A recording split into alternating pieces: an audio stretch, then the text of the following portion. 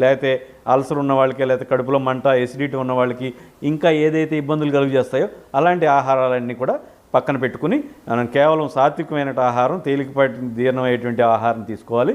అట్లనే పళ్ళు అలాంటివి తీసుకోవాలి.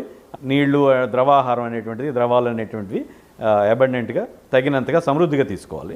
దాని మూలంగా శరీరంలో బీపీతో పడిపోకుండా, అట్లనే ఎసిడిటీలు అవి పెరగకుండా, కడుపులో మంటలు అవి రాకుండా ఉంటాయి.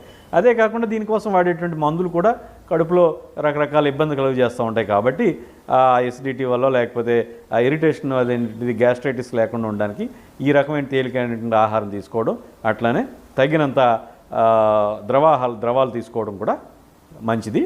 సో ఆ రకంగా జ్వరాన్ని మనం ఎదుర్కోవాల్సి ఉంటుంది. సాధారణంగా జ్వరాలు అనేటువంటివి మనకు చూస్తే 2-3 రోజుల్లో ఎక్కువ మనం పల్లెల్లో మనకు అందరికీ తెలిసిన మాట, జలుబుకి వైద్యం చేస్తే 7 రోజుల్లోనూ, చేయకపోతే వారం రోజుల్లోనూ తగ్గిపోతుందని చెప్తూ ఉంటాం.